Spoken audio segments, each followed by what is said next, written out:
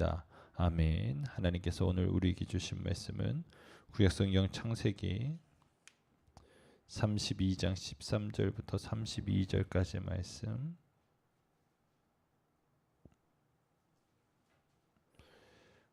구약성경 32장, 창세기 32장 13절부터 32절까지 말씀, 우리가 그 말씀 중에 마지막 31절부터 32절 말씀 그렇게 같이 합독해서 읽겠습니다. 31절 32절 말씀만 같이 합독해서 읽겠습니다. 다 찾으셨습니까? 합독하도록 하겠습니다. 그가 분이엘을 지날 때에 해가 돋았고 그의 허벅다리로 말미암아 절었더라. 그 사람이 야곱의 허벅지 관절에 있는 둔부의 힘줄을 쳤으므로 이스라엘 사람들이 지금까지 허벅지 관절에 있는 둔부의 힘줄을 먹지 아니하더라. 아멘. 할렐루야. 우리 계암교회 새벽 예배에 나오신 여러분들 한 분 한 분을 예수님의 마음으로 사랑하고 존경하고 축복합니다. 오늘은 이제 13절 같이 말씀을 나눌 텐데 13, 14, 15절 말씀 보면 야곱이 거기서 밤을 지내고 그 소유 중에서 형 에서를 위하여 뭘 택했어요? 예물을 택하니 암염소가 200이요 순염소가 20이요 암양이 200이요 순양이 20이요 전나는 낙타 30과 그 새끼요 암소가 40이요 황소가 10이요 암나귀 20이요 그 새끼 나귀가 10이라. 이렇게 나와 있습니다. 이제 야곱은 마하나임 하나님의 군대, 하나님의 보호하심에 의해서 이제 고향까지 안전하게 오게 됩니다. 그리고 나서 종들을 보내죠. 그래서 이제 야곱이가 왔다고 형한테 이야기를 합니다. 먼저 보고하는 거예요. 형 동생이 왔어. 이제 반응을 좀 보려고 그랬는데 어때요? 야, 마하나임의 하나님의 군대가 호위해가지고 고향까지 왔는데 여러분 더 큰 문제가 생겼어요. 라반이 문제가 아니라 형 에서가 문제인 거야. 형이 몇 명을 데리고 왔어? 400명을 데리고서 그냥 막 쫓아온다는 거야. 근데 중요한 거 뭐라요? 왜 쫓아오는지는 몰라. 그러니까 우리는 정확하지 않은 일 때문에 뭐 할 수 있어요? 두려워할 수 있는 존재라는 거예요. 무슨 얘기인지 아시겠어요? 아, 왜 온대? 이렇게만 물어보면 되는데 왜 온대는 모르고 400명이 쫓아온다고? 그런데 두려움이 막 생기는 겁니다. 그래서 어떻게 합니까? 이 위기를 극복할 수 있는 해결 방법으로 야곱은 밤을 지내다가 이제 결국은 형에게 줄 예물을 선택을 합니다. 얼마나 두려운 밤이었겠어요. 그 밤에 결국은 형한테 예물을 바치기로 했는데 이건 단순히 형한테 선물을 주는 정도의 내용이 아니에요. 우리가 뭐 어디 여행 갔다 오시면 선물 이렇게 준비해 가지고 이제 이웃들한테도 나누고 가족들한테 나누기도 하잖아요. 그잖아요. 그런데 그 정도의 수준이 아니라 이것은 마치 속국이 이제 어떤 나라를 다스리는 주제국한테 마치 조공을 바치듯이 엄청난 금액을 드리는 겁니다. 사실상 여러분 여기에 있는 많은 가축들 약 500마리가 좀 넘게 드리는데 여러분 형하고 화해하려고 이만큼 드리는 거 쉽지 않죠. 그런데 여러분 성경에 보면 잠언서 18장 16절 말씀을 보면 이렇게 되어져 있어요. 사람의 선물은 그의 길을 넓게 하며 또 존귀한 자 앞으로 그를 인도하느니라.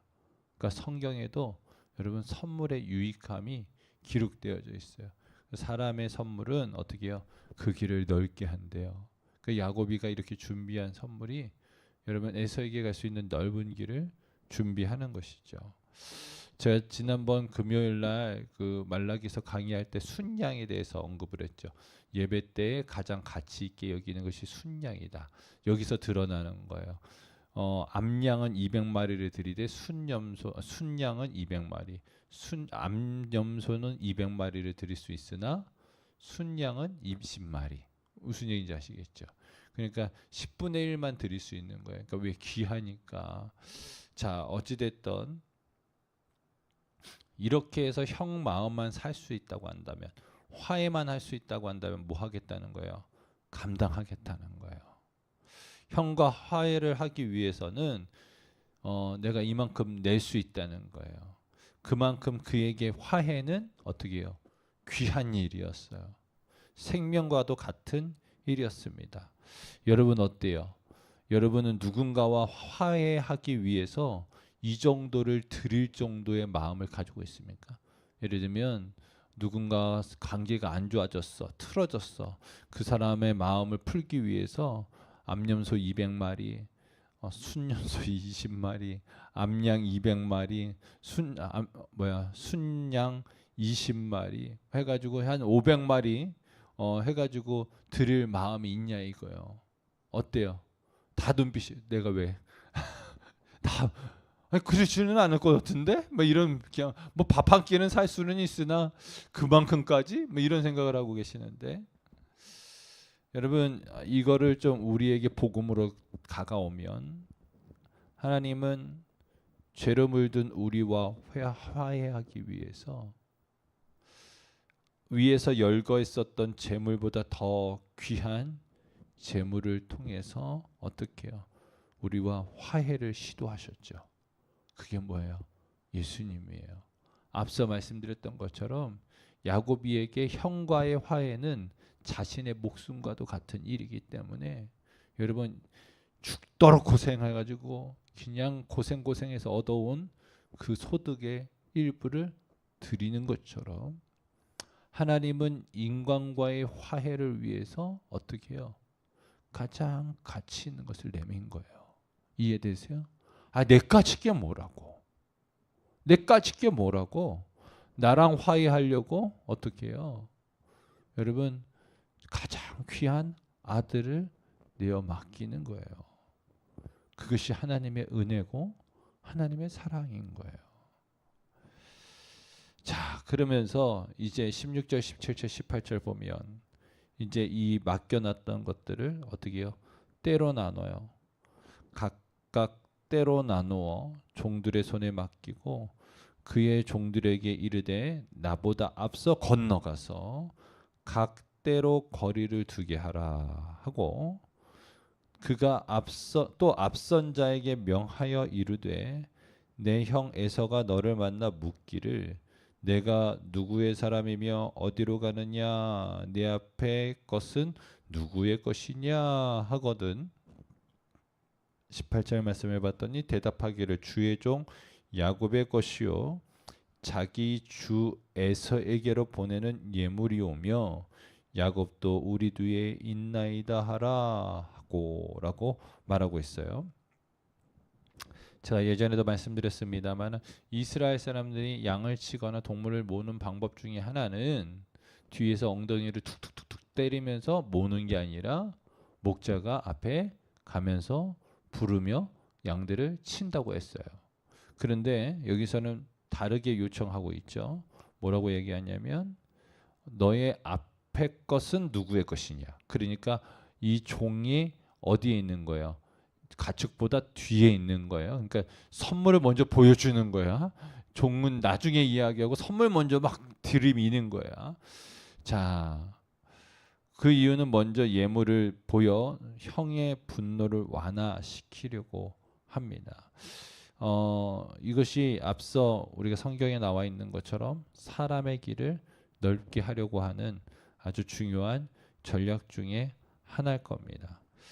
그리고 이제 에서가 가축에 대해서 물어볼 때에 야곱은 정말 용서를 비는 마음으로 예물을 준비하였고 만나러 오고 있다는 사실을 확신시켜 주기 위해서 그렇게 하라고 이야기를 합니다. 그러면서 19절에 봤더니 그 둘째와 셋째와 각 때를 따라 가는 자에게 명령하여 이르되 너희도 에서를 만나거든 곧 이같이 그에게 말하고. 그러니까 앞서 열거했었던 약 500마리 그 동물들을 세 떼로 나눈 거예요. 세 팀을 나눈 거예요. 무슨 얘기인지 아시겠죠? 여러분 제가 우리나라도 세 번은 의미가 있는 수잖아요. 그죠? 삼세판 들어보셨어요? 안 들어보셨어요? 들어봤죠. 성경에서도 여러분 숫자는 의미가 있다라고 말씀을 드렸어요. 세 번이라고 하는 것은 완전하다는 의미를 가지고 있어요. 3은 성부, 성자, 성령 이렇게 기억하시면 돼요. 세 분, 그래서 완전한 수구나. 때로는 하늘의 수라고도 이야기를 해요. 그리고 동서남북 사도 완전수라고 보기도 하는 거예요. 그래서 3과 4를 합하면 몇이 나와요? 7이 나오죠. 7 역시도 완전수라고 해요. 자, 어찌됐든 야곱은 세 떼로 나누어서 에서에게 주면서 내가 완전히 형이랑 화해하길 원해. 형이랑 완전히 어떻게 보면 화합하길 원해 하는 마음으로 세 떼를 나눠서 보냅니다. 그러면서 그 이유에 대해서 이야기하는데 20절에 또 너희는 말하기를 주의 종 야곱이 우리 뒤에 있다 하라 하니 이는 야곱이 말하기를 내가 내 앞에 보내는 예물로 형의 감정을 푼 후에 대면하면 형이 혹시 나를 받아주리라 함이었더라 라고 말하고 있어요. 앞서 언급했던 것처럼 이것은 형에 대한 전적인 복종과 예속의 성격을 가진 조공과 같은 것이다 라고 말씀을 드리는 거예요. 왜냐하면 이 사이즈가 여러분 그냥 뭐 양 2마리 3마리 드리면 그냥 뭐 선물 가지고 왔네 하는데 이건 선물이라고 하기에는 너무 좀 큰 양이잖아요.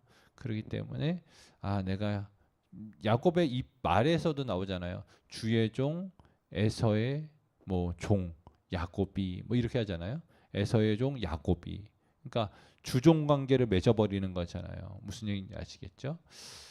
그렇기 때문에 지난날에 쌓여 있었던 감정을 풀 수 있는 기대감을 가지고 이렇게 한 겁니다. 자, 그러면서 21절부터 23절 말씀 보면 이제 그 예물을 그 앞서 보내고 그는 무리 가운데서 밤을 지내다가 이제 다시금 결단은 한 것 같아요. 어떻게 하냐면 밤에 일어나 두 아내와 두 여종과 11 아들을 인도하여 야복 나루를 건널세라고 기록하고 있고 그들을 인도하여 시내를 건너게 하여 그의 소유도 건너가게 하고라고 기록하고 있습니다. 이제 먼저 보내놓은 거예요. 그리고 이제 시간을 좀 뒀다가 이제 다시금 고민 좀 하다가 또 결정하는 거예요. 그래 가자 가보자 하면서 어떻게 해요? 두 아내 누구예요? 레아와 라헬. 그 다음에 두 여종은 누구예요? 실바와 비라. 이렇게 해서 4명을 보내고 아들들은 몇 명 있어요? 22절에 봤더니 몇 명 있어요? 11 아들이래잖아요. 그러니까 원래 12명인데 하나가 없어졌네. 그럼 뭐예요 이거? 아직 출생 전인 거예요. 누구? 베냐민. 요셉은 이미 태어났어요. 베냐민이 아직 출생 전이에요. 자, 이제 야복강을 건너는데 야복강의 본류, 그러니까 진짜 강이 아니라 야복강의 지류라고 생각하시면 되겠습니다. 무슨 얘기인지 아시겠죠? 지류로 이제 비가 오면 물이 조금 많아지는 그런 어떻게 보면 마을 개천 같은 그런 곳을 건너는 거예요. 그걸 우리는 뭐라고 얘기하냐면 이스라엘 말로 와디라고 부르는데 그냥 우리 여기 그 박촌 체육관이 있는데 보면은 개울 하나 있잖아요. 평상시에는 물이 흐르는 건가 안 흐르는 건가 이렇게 보이다가 비 오면은 물이 엄청 많이 내려와. 거기랑 비슷하다고 생각하시면 되는 거예요. 자,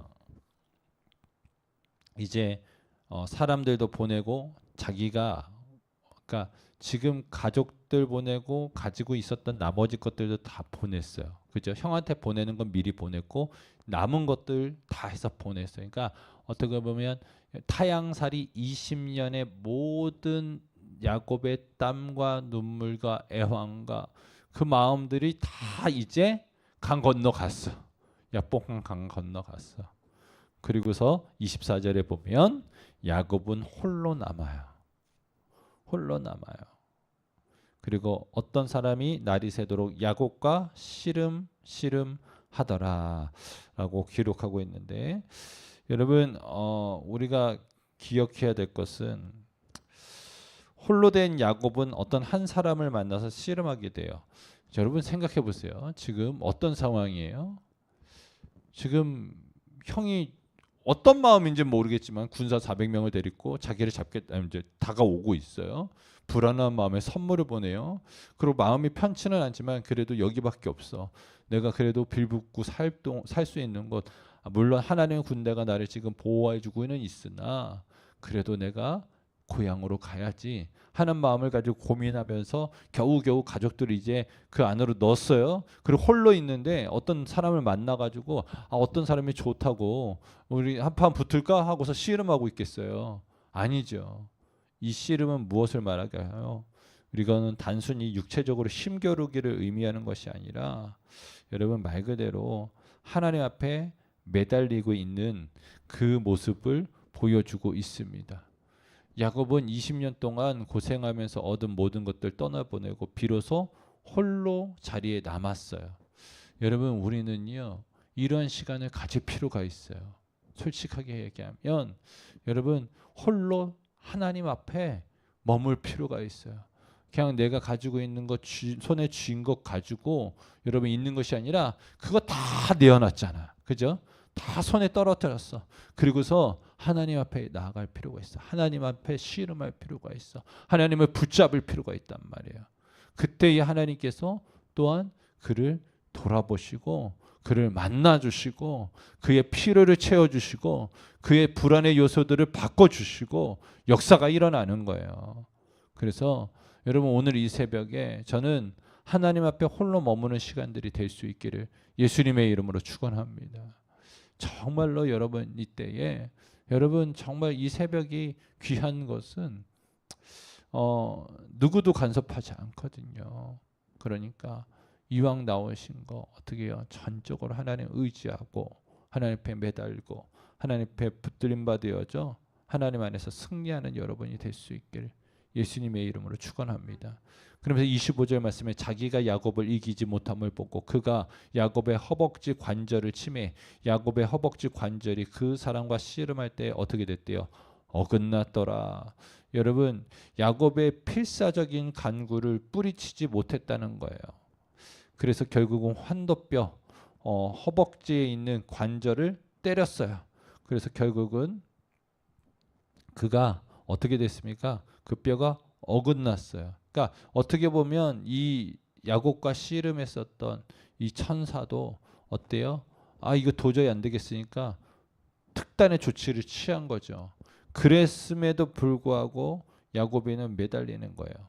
그러면서 26절에 봤더니 그가 이르되 날이 새려하니 나로 가게 하라. 야곱이 이르되 당신이 내게 축복하지 아니하면 가게 하지 아니하겠나이다.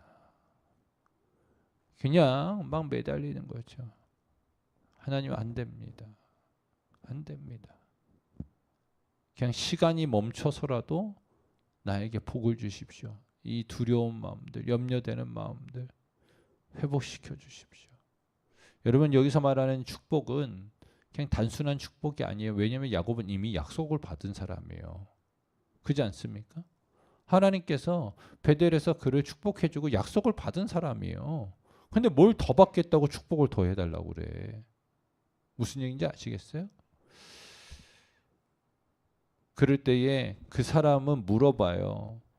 야 무슨 축복을 받기를 원해? 뭐 이게 아니라 너 누구야? 너 이름 뭐야? 누군데 이렇게 간절해? 누군데 이렇게 나를 붙들고 애걸복걸해? 물어봤더니 저 야곱입니다. 저 속이는 자입니다. 저 반칙하는 자였어요. 정직하지 않은 사람이었습니다. 라고 이야기를 할 때에 뭐라고 말해요? 그가 이르되 내 이름을 다시는 야곱이라 부를 것이 아니요 이스라엘이라 부를 것이니 이는 내가 하나님과 및 사람들과 겨루어 이겼음이니라 라고 말하고 있습니다. 그래 네가 이겼다. 네가 이겼어 하면서 어떻게 해요? 이제 날이 밝아지도록 여러분 하나님의 천사에게 매달렸었던 야곱을 어떻게 해요? 축복해 줍니다. 그의 이름을 바꿔 주어요. 아브라함으로. 그러니까 어떻게 보면 그냥 일반 아버지 이렇게 불렸던 사람을 열방의 아버지로, 또 사레를 누구로? 사라로. 그러니까 하나님께서 이름을 바꾸신다고 하는 것은 그에게 사명을 주시고 복을 주신다고 하는 의미인 거예요. 그래서 이제 야곱을 통해서 이제 뭐가 되어지냐면 이스라엘이라고 하는 아주 중요한 이름이 생기는 것이죠.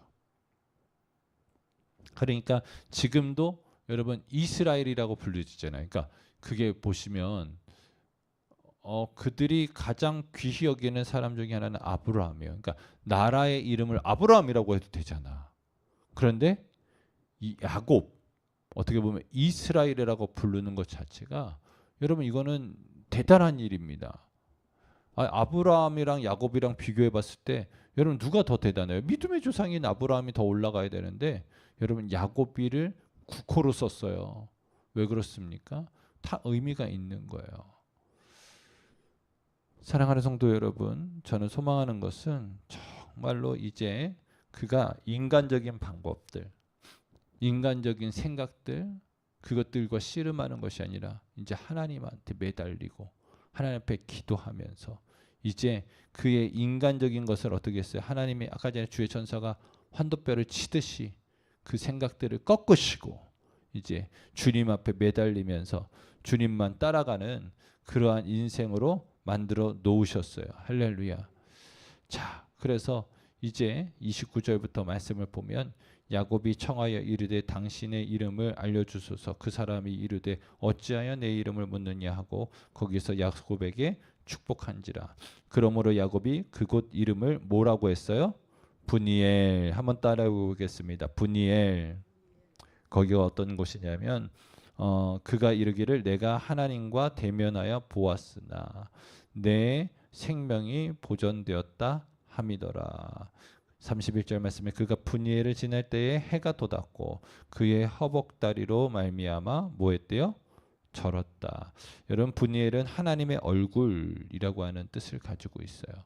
그러니까 그가 하나님의 얼굴을 대면할 정도로 여러분 목숨 걸고 하나님 앞에 기도했다고 하는 거죠. 하나님 앞에 매달렸다고 하는 겁니다. 그래서 이제 날이 새도록 어떻게 했다는 거예요? 기도했다는 거예요. 날이 새도록 기도했다는 거예요. 그러니까 여러분 뭐 누가 어떤 사람이 내가 산기도를 처음 시작했어. 철야기도를 처음 시작했어. 다 거짓말이야. 누가 철야기도를 처음 시작한 거예요? 야곱이가 처음 시작한 거예요. 무슨 얘기인지 아시겠죠? 야곱이가 하나님 앞에 밤을 새도록 매달리고 기도했었던 거.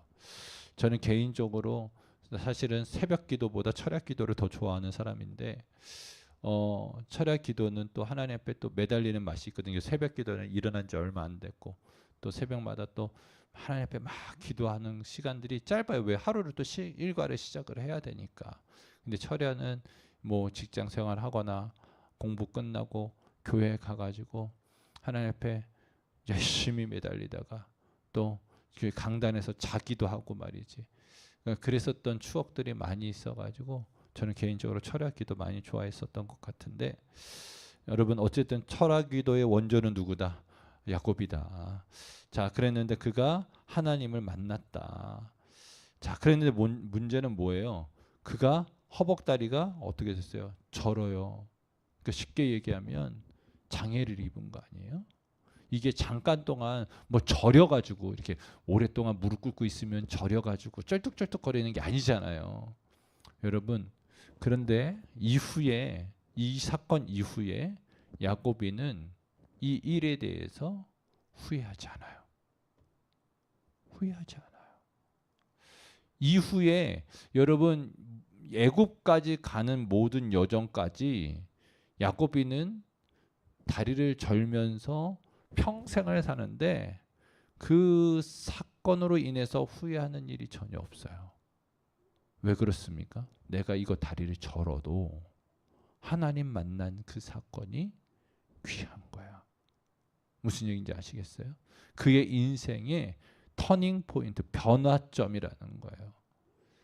그래서 그동안 자신의 머리, 자신의 생각, 자신의 꾀를 빼르는 반칙을 의지하며 살아왔던 인생이 이제 하나님을 만나서 약복강에서 분이엘에서 뒤집혀지고 온전히 하나님을 바라보며 하나님 앞에 매달리는 인생이 된 줄 믿으시길 바랍니다.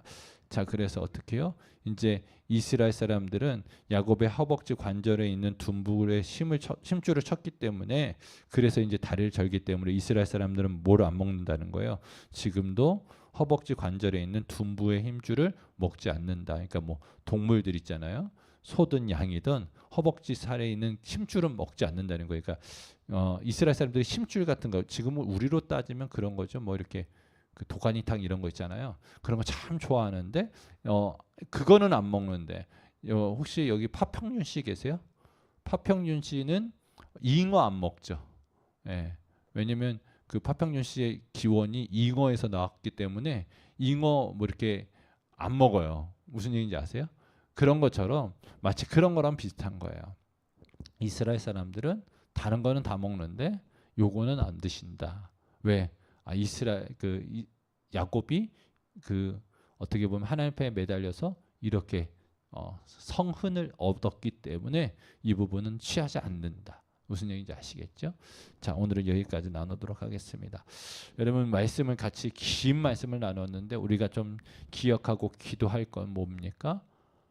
여러분 야곱이가 엄청난 금액을 들여서 화해하려고 했다는 거예요. 그에게 있어서 그만큼 중요하다는 거예요. 그런데 여러분 우리 하나님께서 어떻게 하셨어요? 여러분과 화해하기 위해서 가장 귀한 분을 내어놓으셨다는 거예요.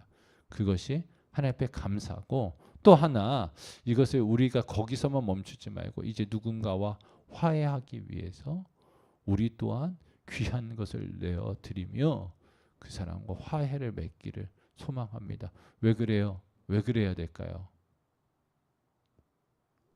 여러분 예수님 말씀하시잖아요.